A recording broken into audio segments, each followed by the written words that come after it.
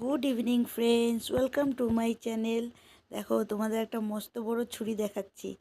তো সন্ধেবেলায় কিছু তো স্ন্যাক্স খেতে ইচ্ছা করে, তাই জন্য ভাবলাম ঘরে বাঁধাকপি আছে, তো বাঁধাকপি, পেঁয়াজ আর লঙ্কা কুচিয়ে, ধনেপাতা কুচিয়ে একটু পকোড়া বানাই। দেখো সব আমি কুচিয়ে নিচ্ছি এক এক করে।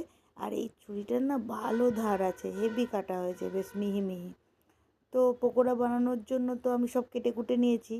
এবার তারপর নিয়েছি বেসন, চাল গুঁড়ি আর লঙ্কা গুঁড়ি, এখানে দেখো জিরে গুঁড়ি নিচ্ছি, আর হলুদ গুঁড়ো, তারপর লবণ। দেখো সব যা যা মশলা লাগে বেশ ভালো করে সব নিয়ে নিয়েছি।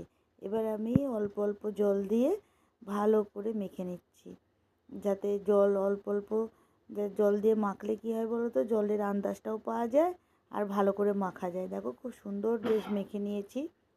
এবার আমি কড়াই বসিয়ে দিয়েছি, তেল গরম। এটা আমার লোহার কড়াই, দেখো এটাতে আমার বেশ ভাজাভুজি করতে খুব ভালো লাগে।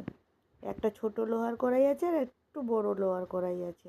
তো এখানে সব পকোড়াগুলো এক এক করে আমি ছেড়ে দিচ্ছি। খুব সুন্দরভাবে এবার লাল লাল করে আমি উল্টে পাল্টে ভেজে নেব। একটু বেশি করে তেলে ভাজলে দেবে পকোড়াগুলো বেশ মচমচেও হয়, আর চাল গুঁড়িটা দিয়েছি না, মচমচে হবে।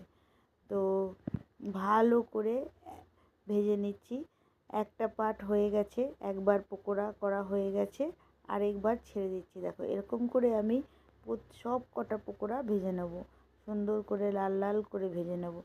তো এটা সেকেন্ড রাউন্ড। ফার্স্ট রাউন্ডের তো হয়ে গেছে, সেকেন্ড রাউন্ডের পকোড়াও ছাড়া হয়ে যাচ্ছে, এটাও আমার ভাজা হয়ে যাবে। পরকে পর আমার সব পকোড়া ভাজা হয়ে গেছে। দেখো এবার সব ভাজা হয়ে গেছে, আমি তুলে নিচ্ছি। তো খেতে তো খুব দুর্দান্ত হয়েছে।